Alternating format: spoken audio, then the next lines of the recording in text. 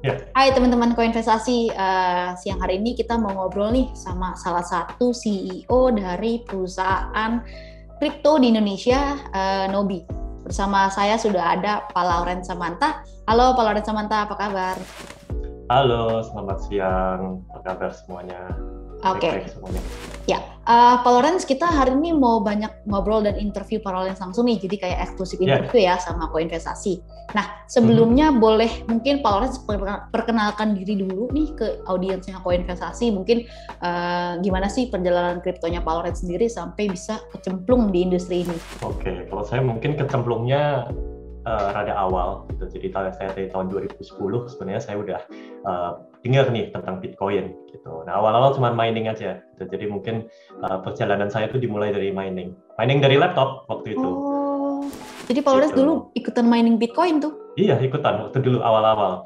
Harusnya waktu itu langsung beli laptop sebanyak-banyaknya ya, beli komputer sebanyak-banyaknya untuk mining ya, gitu. Tapi waktu itu kan memang beda ya, gitu. Jadi emang saya tertarik dengan teknologinya, tertarik dengan potensinya, dan dari situ ternyata, wow, visinya Satoshi Nakamoto ternyata Hmm. menjadi kenyataan.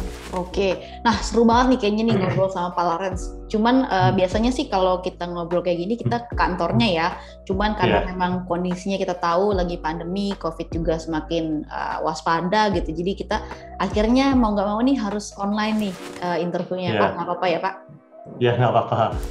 Oke, terus kok bisa sampai sekarang nih punya perusahaan Pak? Ya, jadi emang saya ngelihat emang uh, blockchain ini emang sebenarnya masih sangat luas ya implementasinya dan banyak yang belum tahu gitu kalau ternyata di blockchain di kripto ya itu sebenarnya luas sekali gitu. Jadi banyak teknologi, banyak inovasi-inovasi yang terjadi gitu. Nah, saya lihat di Indonesia especially gitu penerimaan kripto itu masih banyak sekedar untuk sarana spekulasi ya, Hmm. belum sampai investasi, belum sampai menggunakan berbagai macam decentralized apps ya, Hmm. dApps yang sebenarnya ya sangat menarik ya, gitu, mulai dari game, mulai dari DeFi, lending gitu segala macam gitu.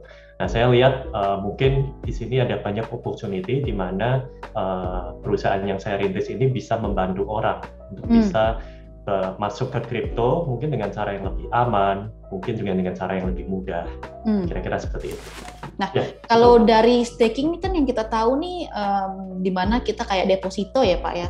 Kayak Betul. deposito kita taruh aset kripto kita, terus nanti kita akan bisa dapat imbal hasil atau kayak bunga lah kasarnya seperti Iya, itu.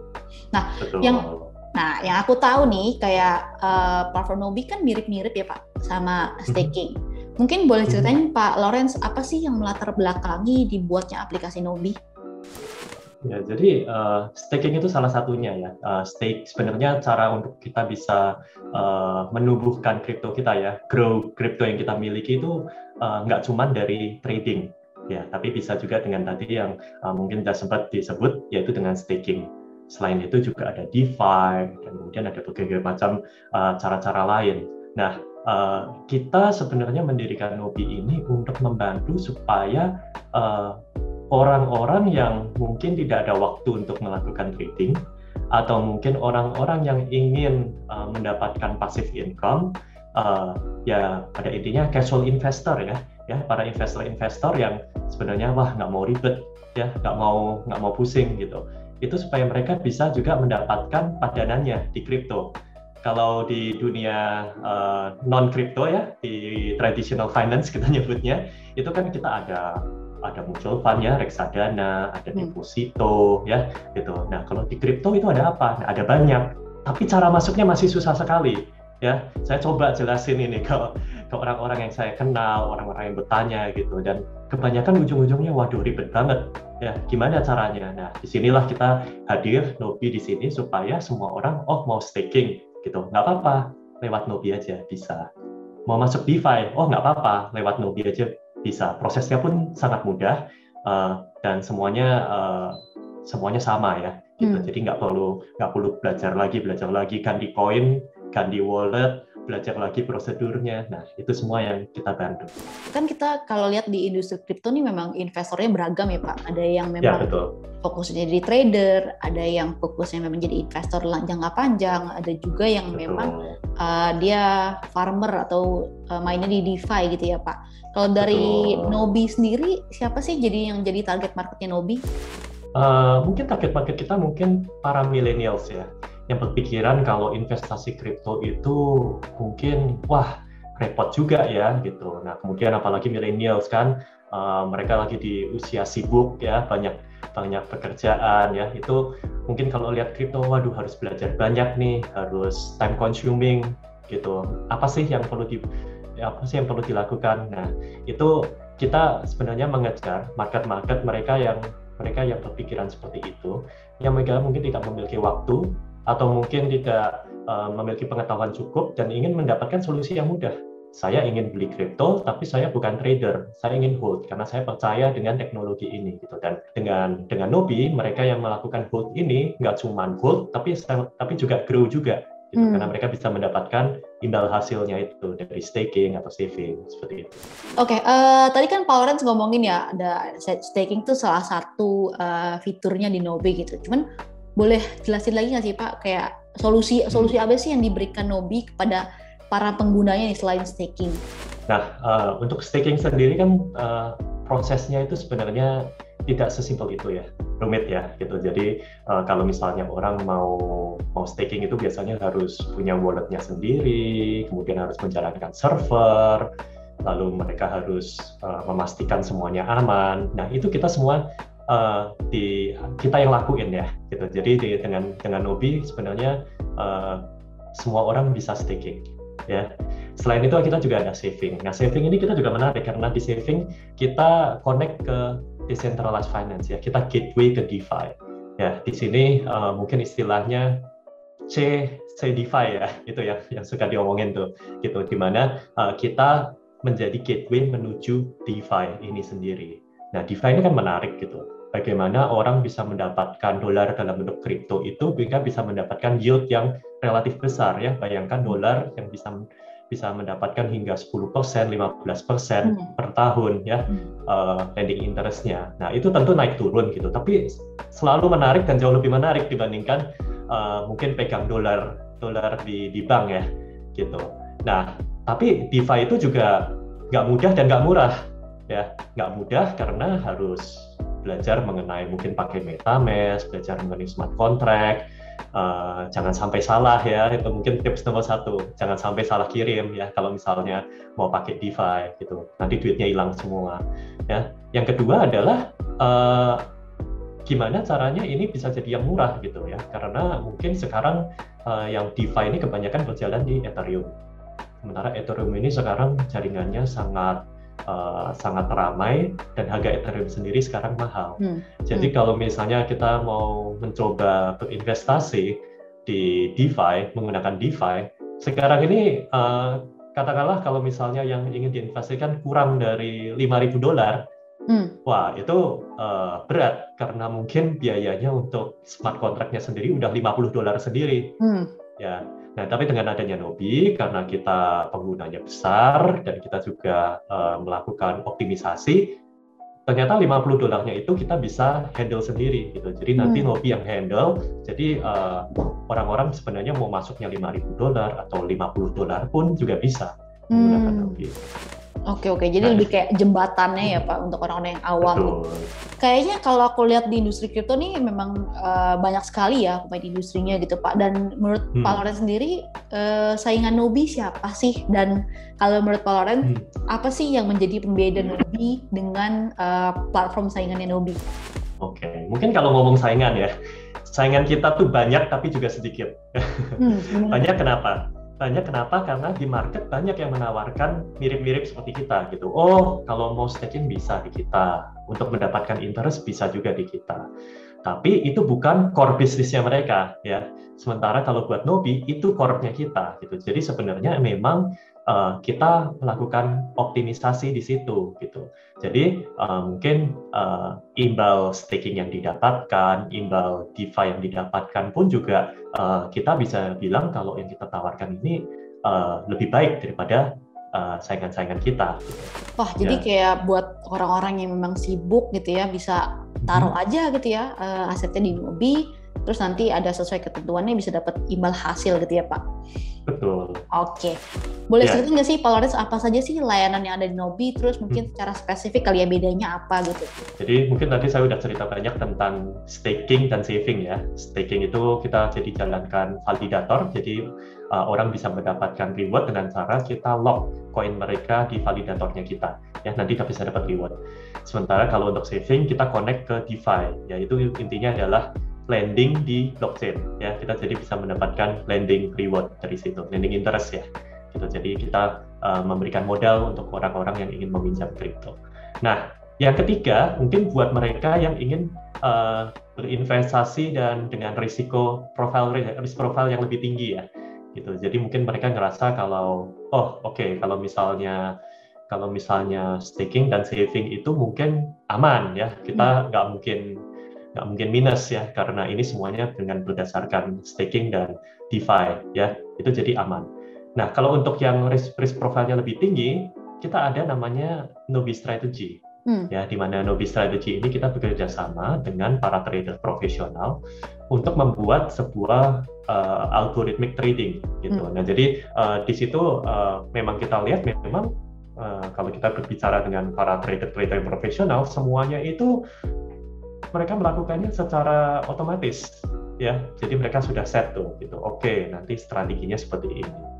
Nah, kita bekerja sama dengan para trader profesional untuk membuat sebuah namanya strategi ya, gitu. Dan kita otomatiskan. Nah, bagi mereka yang tertarik, mereka ingin mencoba itu, mereka cuma tinggal subscribe aja, gitu. Jadi join ke Nobi Strategi, udah gitu. Nanti biarkan nanti tradingnya ini dilakukan sesuai dengan algo tradingnya itu. Oh, I see. Jadi berarti ada 3 ya Pak, kurang lebih ada. Pertama ada savings, ada staking, dan juga ada strategi. Betul. Jadi kalau yang profil resikonya paling tinggi ini yang strategi ya Pak, karena dia pakai algoritmic trading. Nah, betul. Oh, oke. Nah, berarti kayak algoritmic trading ini trader profesional itu berarti ngoding ya Pak?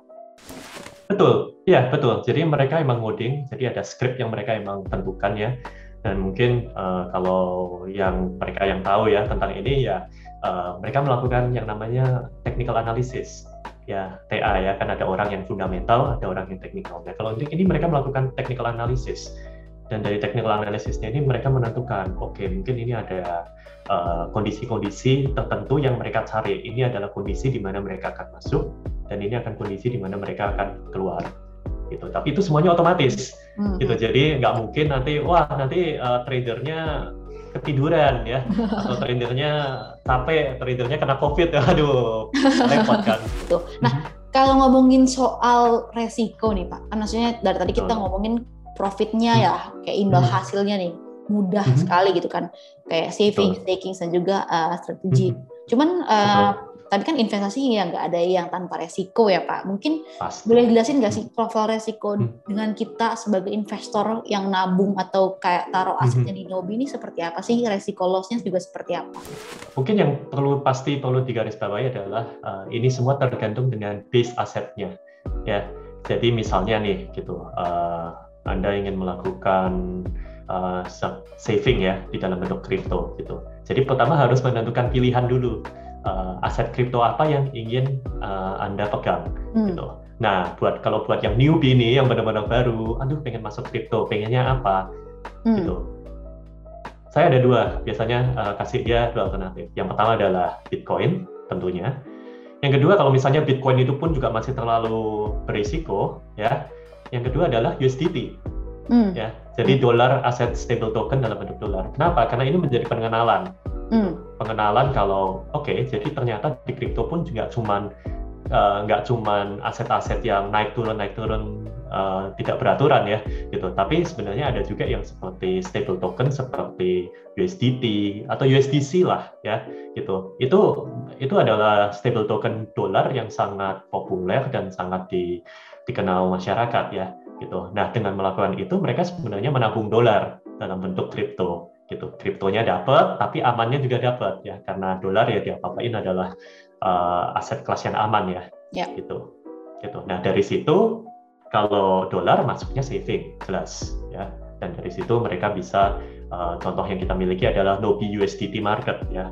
Resikonya apa yang diambil? Ya resikonya adalah ya namanya sesuai dengan harga dolar. Gitu. Tapi ya itu mungkin bisa dibilang resiko yang paling kecil ya sekarang gitu.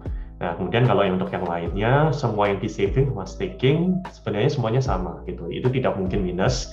Jadi resiko loss-nya secara natif koin itu sendiri tidak mungkin. Nah tapi di atas itu ya ada strategi. Nah karena strategi ini berjalan dengan trading, jelas itu sebenarnya adalah yang paling berisiko kalau di Nobi ya. Gitu. Mungkin kita bisa bilang ini moderate sampai high risk kalau untuk yang itu. Oke, jadi kalau aku bayangin mungkin yang savings nih kayak kita saving dan stake ini kayak kita deposito ya, udah pasti dapat untungnya gitu. Cuman ya asetnya aja kayak kalau misalnya USD turun, BTC turun ya turun gitu ya Pak. Betul. Jadi mungkin resikonya yang paling tinggi ini di strategi gitu ya, karena memang melibatkan aktivitas trading. Kalau misalnya aku tanya, udah berapa banyak sih Pak aset pengguna dan jumlah pengguna aktif yang sudah ada di Nobi sampai saat ini Pak? Ya lumayan, karena sebenarnya kan kita soft launch awal tahun ini ya, dan kemudian baru beberapa minggu lalu kita grand launch ya. Jadi semua fitur kita akhirnya kita buka untuk ke semua orang, dan sekarang kita sudah hampir 25.000 user, dan kita memiliki aset yang di-manage itu, jadi semuanya total itu hampir $50 juta. Ya, 750 miliar sekarang. Oh, wow. Gila. Nah, itu rata-rata retail investor atau juga ada institusi, Pak? Mungkin gabungan ya, gitu. Mungkin gabungan karena emang kita sebenarnya tidak membeda-bedakan. Ya, mau misalnya ibaratnya mau whale atau mau ikan teri pun juga kita bantuin, gitu. Karena kembali lagi gitu ke misinya kita. Kan misi kita ini adalah kita ingin membantu semua orang supaya bisa berinvestasi kripto. Nah, tadi kan Pak Lawrence cerita nih kayak ada yang pakai bot, terus maksudnya juga semuanya dibantuin kan sama Nobi. Tapi kan permasalahan platform blockchain atau platform kripto tuh sebenarnya nggak jauh-jauh dari cyber security ya Pak, keamanan. Betul. Karena kita udah nggak jarang lah ngelihat beberapa platform DeFi itu yang kena hack dan sampai usernya rugi. Kalau aku tanya nih Pak, gimana sih Nobi bisa menjamin keamanan dana para penggunanya Pak? Pertama, kita mungkin very picky. Kita sangat pilih-pilih ya. Jadi koin apa yang kita listing di kita itu hanya koin-koin yang pasti kita pilih dan kita yakini emang ini adalah koin yang benar ya. Gitu. Jadi mungkin sering kadang-kadang kita mendapatkan request gitu untuk tolong Nobi listing koin ini atau koin itu gitu. Tapi koinnya emang baru subur jagung, baru umurnya nggak ada sebulan ya gitu. Atau mungkin hanya bisa dibeli di exchange tertentu yang mungkin masih sangat kecil ya gitu, masuk coin market cap aja belum gitu. Nah untuk yang seperti itu memang kita bilang tunggu dulu ya gitu. Karena kita ingin menjaga supaya pengguna kita ini jangan sampai terjerumus juga gitu. Kalau misalnya sampai amit-amit terjadi masalah dengan koin tersebut ya. Itu jadi dari segi koin kita jelas kita sangat pilih-pilih gitu. Jadi memang kita listing pun juga jarang ya gitu. Yang kedua adalah kita sangat picky juga tentang partner kita ya. Jadi kalau misalnya dari segi kita mulai kali ini mulai dari trading ya, gitu, dari strateginya gitu. Kita hanya bekerja sama dengan top exchange ya. Misalnya kalau untuk di Indonesia kita bekerja sama dengan Indodax. Kemudian kalau untuk di luar negeri kita bekerja sama dengan BitMEX dan Binance gitu. Jadi dari situ pun kita bisa merasa aman lah gitu kalau untuk strategi. Kalau untuk saving, DeFi, kita sangat pilih-pilih. Tadi mungkin udah sempat di-mention juga gitu. Wah sekarang banyak DeFi yang kena hack ya, atau apa istilahnya rug pull ya, kena rug pull. Jadi tiba-tiba hilang semua ya, koinnya menjadi tidak berharga gitu.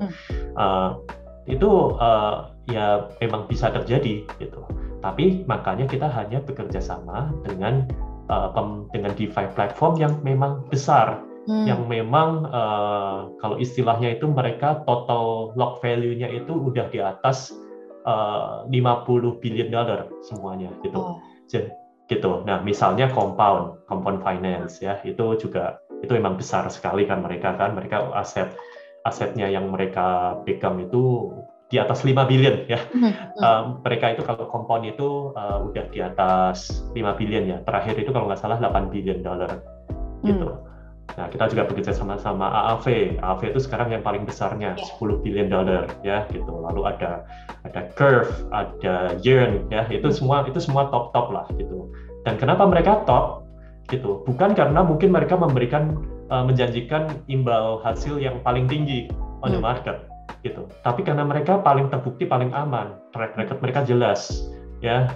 Founder-foundernya muncul ya di depan layar gitu. Kemudian juga mereka juga protokolnya mereka sendiri juga mudah di audit oleh publik ya. Jadi mereka melakukan audit secara berkala ya. Dari situ ya kita lihat gitu kalau mereka serius, di situ kita bisa merasa aman. Oke, berarti kita integrasi dengan mereka dan kita nggak ngerasa ini bisa membahayakan user-user kita gitu.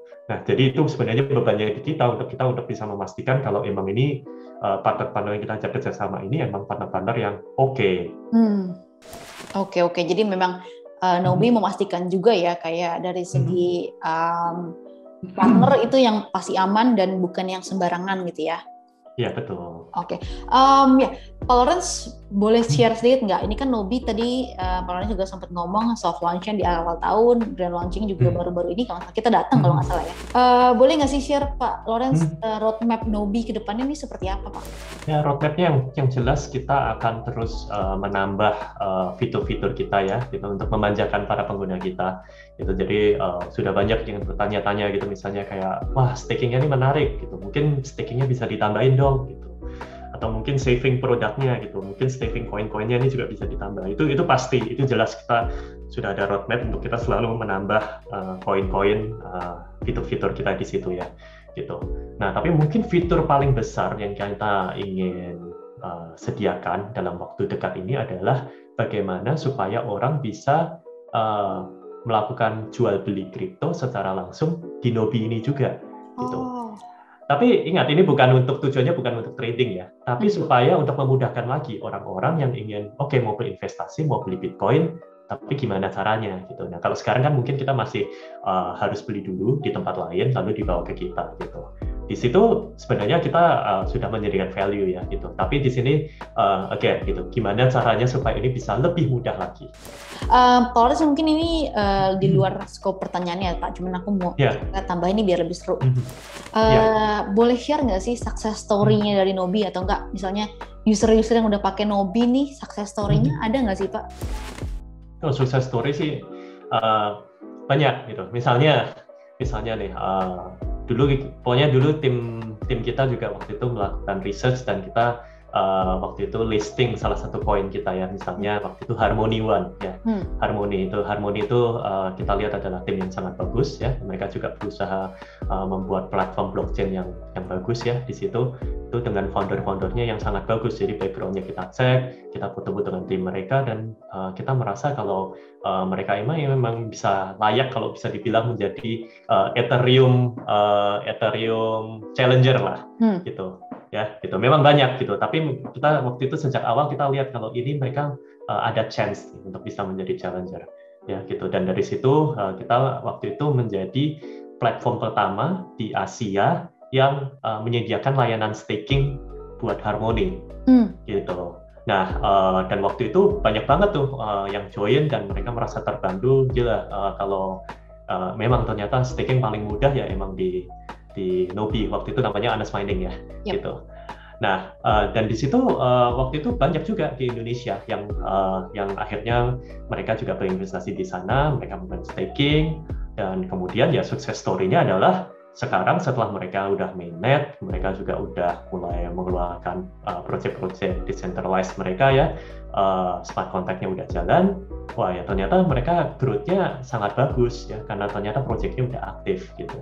Nah di situ banyak yang bersyukur ya, karena mereka ternyata nabung kripto terus mendapatkan reward staking, dan ternyata selama mereka menabung itu ya mungkin lebih dari setahun ya gitu, di mana mereka bisa mendapatkan reward itu lebih dari 50% ya gitu. Kemudian ditambah harganya sendiri yang naik gitu. Nah di situ jadi bagus banget kan sebenarnya ROI-nya mereka.